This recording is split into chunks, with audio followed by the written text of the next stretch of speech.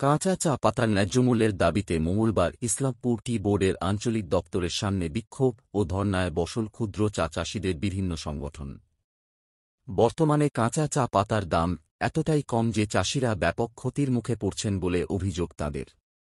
এই পরিস্থিতিতে টি বোর্ডের নিষ্ক্রিয়তার অভিযোগ তুলে ক্ষোভ উগরে দেন আন্দোলনকারীরা। মূলত West Bengal United forum of small tea growers association এই প্রতিবাদ কর্মসূচির ডাক দেয়। এতে সমর্থন জানায় Chopra small tea planters welfare society এবং উত্তর দিনাজপুর চা চাষী সমিতি। Chopra small tea planters welfare সোসাইটির সম্পাদক পার্থ ভৌমিক বলেন, কাঁচা চা পাতার দাম এখন একেবারে তলানিতে। এর ফলে ক্ষুদ্র চা চাষিরা ব্যাপক ক্ষতির সম্মুখীন হচ্ছেন। টি বোর্ডের সামনে অনেক অনিয়ম তুলে ধরা হলেও কোনো কার্যকর ব্যবস্থা নেওয়া হচ্ছে না বলে অভিযোগ করেন তিনি। এদিনের বিক্ষোভে চাষিরা মোট 5টি দাবি পেশ করেন। এর মধ্যে অন্যতম হল কাঁচা চা পাতার ন্যূনতম সহায়ক মূল্য নির্ধারণ করা এবং চলতি মরশুমে চা পাতা তোলার সময়সীমা বৃদ্ধি করা। তাঁরা মনে করেন, টি বোর্ডের কার্যকর পদক্ষেপ না নিলে এই শিল্পে যুক্ত হাজার হাজার ক্ষুদ্র চাষির ভবিষ্যৎ অনিশ্চিত হয়ে পড়বে। 1998 সালে চায়ের দাম ছিল 18 টাকা কেজি, 2025 সালে চায়ের দাম হলো 14 টাকা কেজি। এবার আপনারাই ভেবে নিতে পারেন ওই সময় আপনারা কয় টাকা দামের চাল খেয়েছেন। কিন্তু এদের হেলদোল নেই, যার জন্য দীর্ঘ সময় ধরে আমরা বলে এসেছি যে আপনারা একটা স্থায়ী সমাধান সূত্র বের করুন। এই স্থায়ী সমাধান সূত্র আজও পর্যন্ত বের করতে পারলো না। সম্ভবত কিছুদিন আগে আমরা এই যে জোনাল অফিসে আমরা শিলিগুড়িতে গেছিলাম, সেখানেও আমরা বলে এসেছিলাম, ওনারা কথা দিয়েছিলেন যে 8 তারিখে বসে একটা বৈঠক করবেন। একদম 8 তারিখ মানে 8ই আগস্ট, 8ই আগস্ট ডেপুটি চেয়ারম্যানকে নিয়ে এসে। আচ্ছা, ইসলামপুর অনেক কিছু না, শিলিগুড়িতে অনেক কিছু আছে যেটা আমার ক্ষমতার মধ্যে নেই। আমরা বলা সত্ত্বেও দেখলাম তারা এখনও ঘুমিয়ে আছে। অথচ চাষিরা 13 টাকা 14 টাকা করে যে চা পাতা পাচ্ছে দাম, আমরা শুনছি টেকনিক্যালি 13-14, সেখানে 20 থেকে 25% লেস করে দিচ্ছে। বৃষ্টি হয়নি, রোদ হচ্ছে। শিলিগুড়িতে যেহেতু বৃষ্টি হয়েছে, মালিক সেখান থেকে ফোন করে বলছে বৃষ্টি হয়েছে, বৃষ্টির জন্য জল কাটো। এই অবস্থায় অরাজকতার মধ্যে আমরা চা পাতা বিক্রি করতে বাধ্য হচ্ছি। কিন্তু এর আগে আমরা পীযূষ গোয়েলকে বলেছি, আমরা চেয়ারম্যানকেও বলেছি, ডেপুটি চেয়ারম্যানকেও বলেছি, তার কোনো হেলদোল নেই।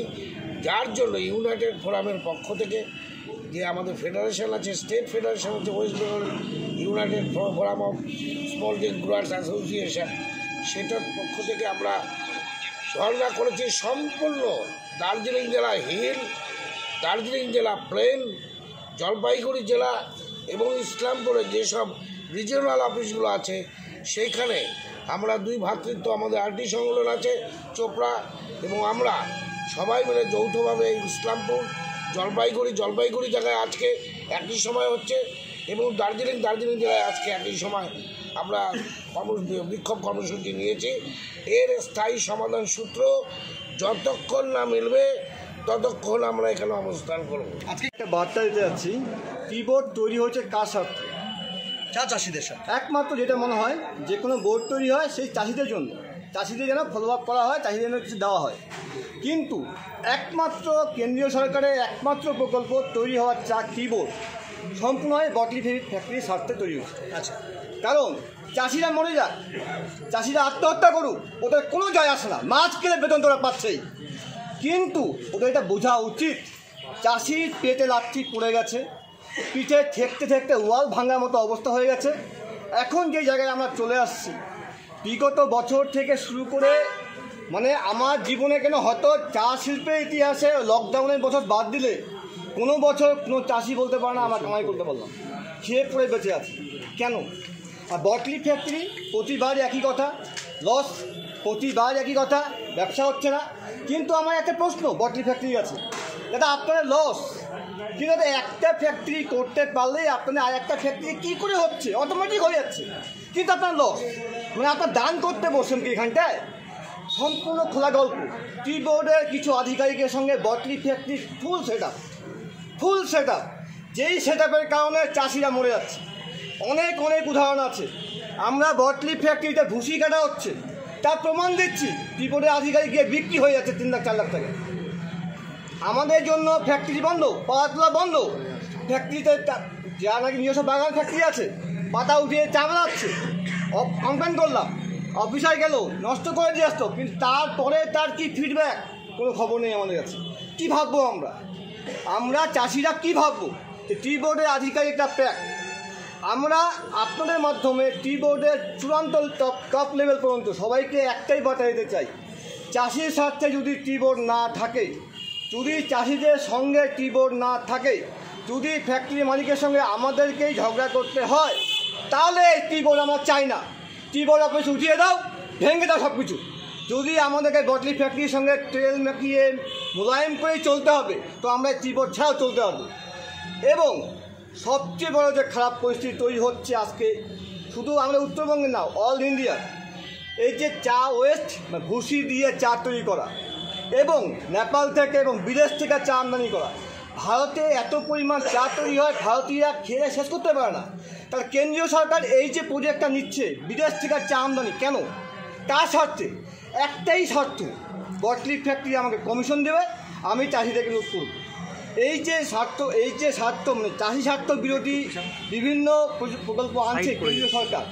আমরা ক্ষুদ্র চা চাষিদের পক্ষ থেকে এইটুকুই বলতে যাই, বিদেশ থেকে আমদানি করা তৈরি চা, বিদেশ থেকে যে নেপাল থেকে পাতা আসে, কিন্তু নেপাল থেকে দার্জিলিংয়ের পাতা ঢুকে, এই যে কাঁচা পাতা টোটালটাই বন্ধ করা হোক। এবং এই যে আমার কথা আছে না, নিজের পেটে খাবার নেই, লোককে রেখে খাওয়াই।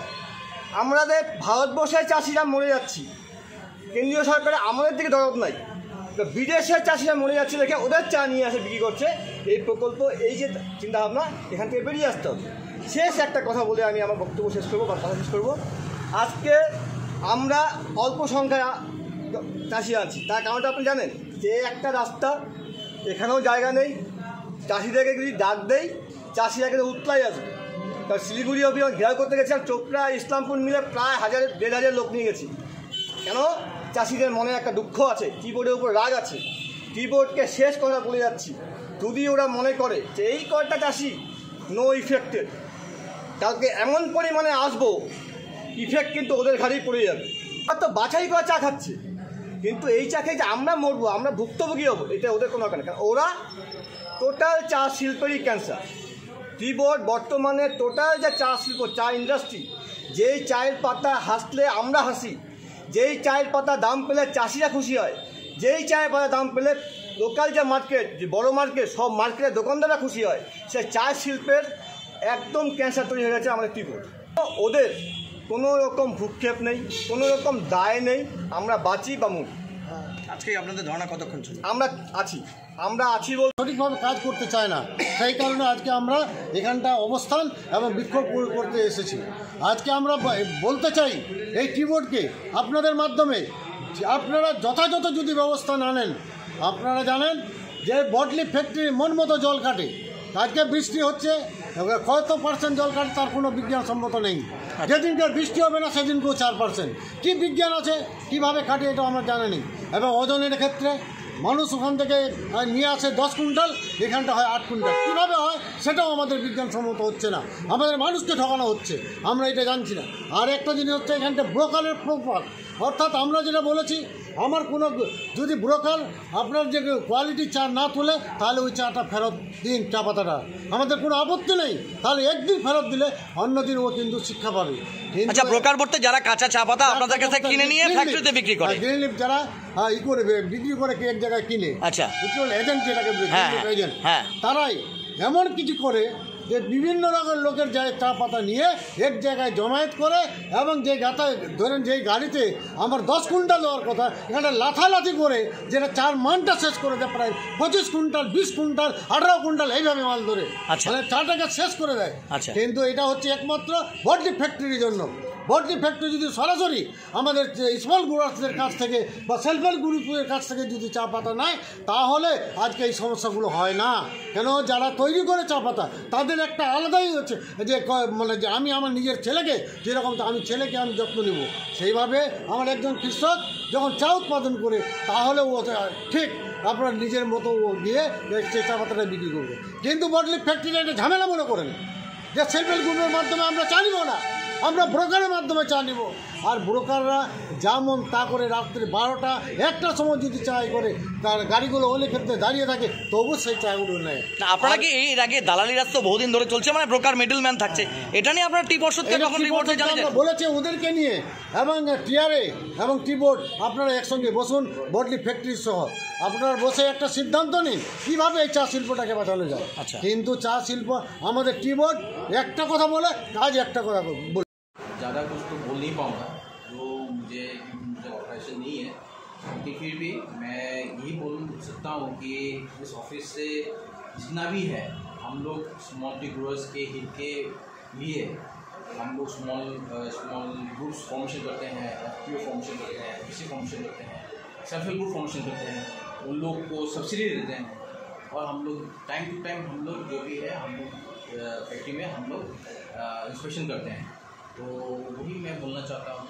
और जो भी डिस्कशन शायद कुछ 1 महीना के आगे सिलीगुड़ी में डिस्कशन हुआ था, तो जो भी है जो स्मॉल टी ग्रोअर्स एसोसिएशन आए हैं, जो भी आए हैं उन लोग को हम लोग का ऑफिस में जो भी रिप्रेजेंटेशन देना है वो लोग देंगे। तो हम लोग डेफिनेटली हम लोग जो हेड ऑफिस है हमका जो जोन ऑफिस में डेफिनेटली हम लोग का जो ग्रीवांसेस है वो लोग डेफिनेटली हम लोग फॉरवर्ड करेंगे। स्टेट गवर्नमेंट हो या फिर सेंट्रल गवर्नमेंट हो, चाय श्रमिकों के लिए, चाय बागानों के लिए एकाधिक जो है थिंकिंग को सोच विचार कर रहे हैं। वहीं जो यहाँ का जो चासी हैं जो चाय उगाते हैं वो लोग का कहना है कि सरकारी कोई सुविधा उन लोगों को प्राप्त नहीं हो रही है। क्या बोलना चाहेंगे इस विषय में?